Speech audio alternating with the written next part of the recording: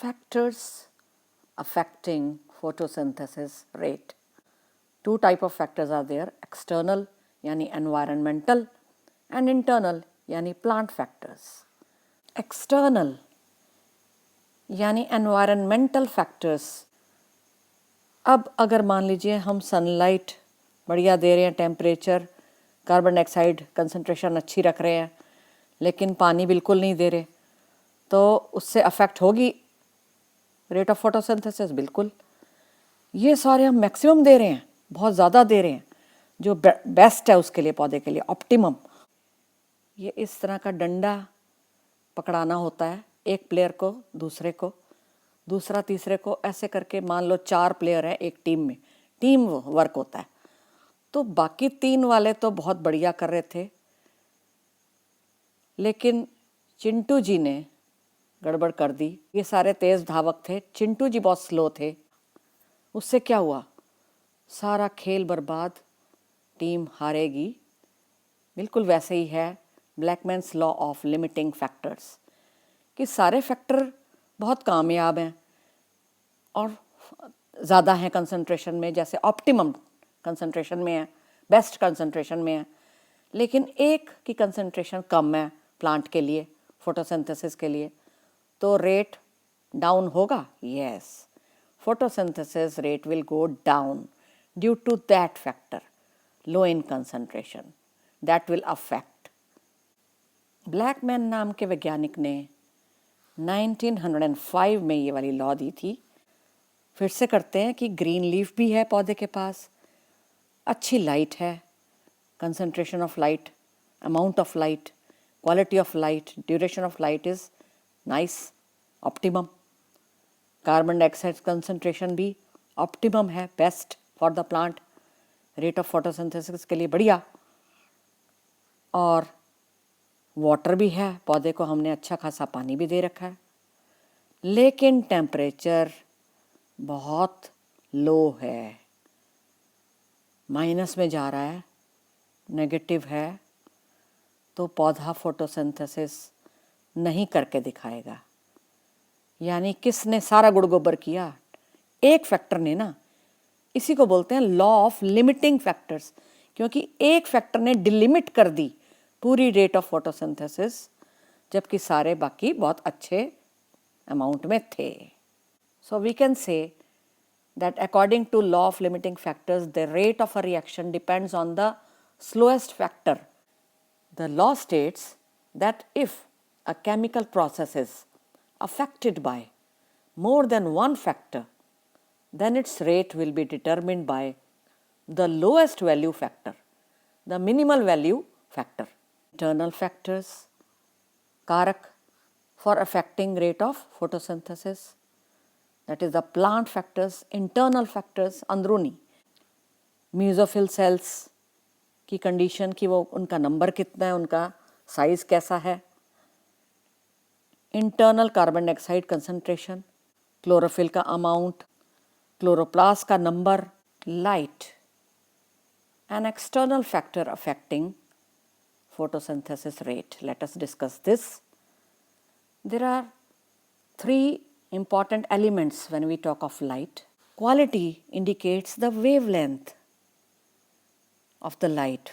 Which wavelength are we talking about? Is it red and blue? If it is red and blue, very high rate of photosynthesis naturally, maximum. Intensity, तीव्रता, कि कितनी strong है sunlight, या कितनी strong है या कितनी week है लाइट जो भी पौधे को मिल रही है। ड्यूरेशन मीन्स टाइम पीरियड, कि उसको पौधे को कितने देर के लिए आप लाइट दे पा रहे हो। लो लाइट इंटेंसिटी में, जब मध्यम लाइट हो, लो लाइट इंटेंसिटी हो, बहुत स्ट्रॉन्ग लाइट ना हो, ऐसे में जब आप लाइट बढ़ाओगे तो रेट ऑफ फोटोसिंथेसिस बढ़ता हुआ देखा गया। देखिए लीनियर आ रही है। हायर इंटेंसिटी ऑफ लाइट में अगर आप लाइट बढ़ाओगे, बढ़ाते जाओगे, तो रेट ऑफ फोटोसिंथेसिस अफेक्टेड नहीं होगा, वो कम हो जाएगा। क्यों? क्योंकि बाकी फैक्टर्स लिमिटिंग हो जाएंगे तब तक। मतलब ये कि हम लाइट तो बड़ी स्ट्रांग दिए जा रहे हैं, ग्रीडी बन के मान लो हम खुश हो रहे हैं कि हाँ, लो लाइट पे बहुत बढ़िया हो रही है फोटोसिंथेसिस, चलो ज़्यादा देते हैं लाइट। तो हाई इंटेंसिटी ऑफ लाइट में क्या होने वाला है भाई कि बाकी फैक्टर्स जैसे कि CO2 वो भी तो पड़े हुए हैं, और भी तो चीज़ें हैं बहुत सारी, वो लिमिटिंग हो जाएंगे, वो तंग करने लग जाएंगे और रेट डाउन आ जाएगा या रिड्यूस हो जाएगा या कांस्टेंट हो जाएगा। जैसे कि ये दिख रहा है आपको, कांस्टेंसी आ गई, कांस्टेंट हो गया। Rate does not show further increase. ये भी देखा गया कि अगर फुल सनलाइट हो, स्ट्रॉन्ग सनलाइट, फुल सनलाइट के 10% भी अगर पौधे को मिल जाए तो सैचुरेशन आ जाता है, पौधे को पर्याप्त मैक्सिमम संतुष्टि वाली सनलाइट मिल चुकी है। इसका मतलब light is not much of a limiting factor, it is rarely a limiting factor for plants. इसी प्रकार ये देखा गया कि जो शेड प्लांट्स हैं वो ज़रूर अफेक्टेड होते हैं, लाइट इंटेंसिटी कम या ज़्यादा हो तो लिमिटिंग हो जाती है इनके लिए। किनके लिए? शेड प्लांट्स के लिए। जैसे कि देखो फॉरेस्ट में, डेंस फॉरेस्ट है, थिक फॉरेस्ट, और इन्होंने इसको कवर किया हुआ इस वाले पौधे को। Now the light will be limiting for such plants kept in shade or in dense forests, etc. Then it becomes limiting, otherwise not. Increase in light beyond a particular point causes the breakdown of chlorophyll molecule, it is found. Chlorophyll gets disrupted, टूट जाएगी chlorophyll molecule अगर आप बहुत ज़्यादा intense light देते हो, और उससे क्या होगा? Photosynthesis will go down naturally. Dark में या अंधेरे में रेट ऑफ फोटोसिंथेसिस का क्या होने वाला है? नहीं होगी photosynthesis. Why? The stomata will also close down during this time of the night, you can say, और in poor light. That means light limiting हो जाएगा ऐसे में जब very low light intensity की बात हो। Temperature as an external factor for photosynthetic rates in plants. Now there are two type of reactions, light reaction and dark reaction occurring in a plant during photosynthesis. Both are affected by temperature changes. But which one more? Dark reactions are known to be more affected by changes in temperature. They are very much enzyme based. And enzymes, you know, are temperature sensitive. What are enzymes? Simply chemicals which increase the rate of any reaction, chemical reaction. So, these enzymes get affected by temperature. They only work at an optimum temperature, which is the best for them. So, there is a range of temperatures in which they work best. But if it is very much below the temperature, they become inactive. Or if it is very high temperature, they may get heat killed, they may get killed, they may get denatured, etc. So that means the cycle and the photosynthetic rate will be affected. Now, the C4 and the C3 plants, two type of plants are there. Both undergo Calvin cycle, that is the dark reaction, and both are affected by temperature changes. That means दोनों में से किसके enzymes 30, 40, 45 degree Celsius तक भी चलते रहेंगे non stop, यानी कि इनएक्टिव नहीं होंगे, किल्ड नहीं होंगे, डीनेचर्ड नहीं होंगे, वर्क करेंगे 30 to 40 डिग्री 45 डिग्री सेल्सियस तक भी, टेम्परेचर तक भी। हाँ, इन दोनों में से C4 will be the plants, that is for example maize, barley,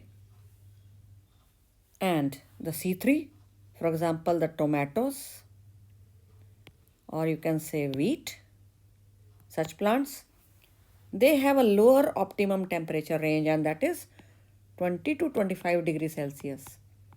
यहाँ तक इनके एंजाइम्स इस टेम्परेचर तक, तापमान तक, they work very well, and the rate of photosynthesis will be high in this range for the C3. Whereas for the C4, the best range of temperature is 30 to 45 degree Celsius, optimum temperature for C4. पौधे किस habitat में रह रहे हैं उस पर भी बहुत डिपेंड करता है temperature optimum of a plant. तो C3 कहाँ रहते हैं? C3 के प्लांट ज़्यादातर टेम्परेट एरिया में, टेम्परेट क्लाइमेट में रहते हैं. C4 कहाँ रहते हैं? ट्रॉपिक्स में, ट्रॉपिकल प्लांट्स होते हैं ये. इसका मतलब ये बहुत हाई रेंजेस को झेल सकते हैं. टेम्परेट वाले बहुत कम टेम्परेचर को कंपैरेटिवली झेल पाते हैं. कहाँ पर? यील्ड बहुत हाई टेम्परेचर्स पे भी ज़्यादा होने वाली है ट्रॉपिकल प्लांट्स में. Water as an external factor affecting photosynthesis in plants. Water is the raw material for photosynthesis, we all know, and so it is very important. But it also has a role in photosynthetic rates. How? पानी की कमी से पौधे में water stress की condition आ जाती है. जैसे आपने देखा होगा कि आपका कल पेपर है तो आपको स्ट्रेस होने लग जाता है, टेंशन. तो अगर पानी नहीं है तो ओपन स्टोमेटा क्लोज्ड हो जाएंगे, बंद हो जाएंगे. ये देखिए उनकी दीवारें मोटी वाली पास आ गई हैं. They have closed due to less water in the plant. Same way water stress also leads to this. Upright plant खड़ा हुआ है सही से, वाटर नहीं है पौधे में, ऐसे में मुरझा जाएगा पौधा. especially in the noons. Wilting मतलब the phenomenon of drooping of the parts of the plant, the leaves of the plant. मुरझाना यानी wilting. इन दोनों से ही क्या होने वाला है?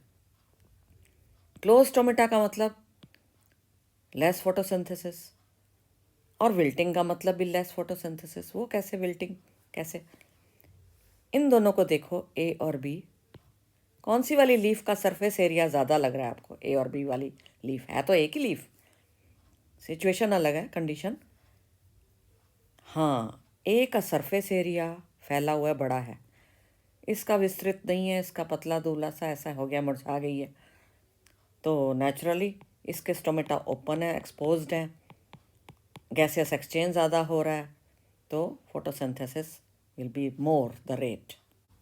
Apart from C3 and C4 plants, another category of plants called CAM plants, crassulacean acid metabolism plants.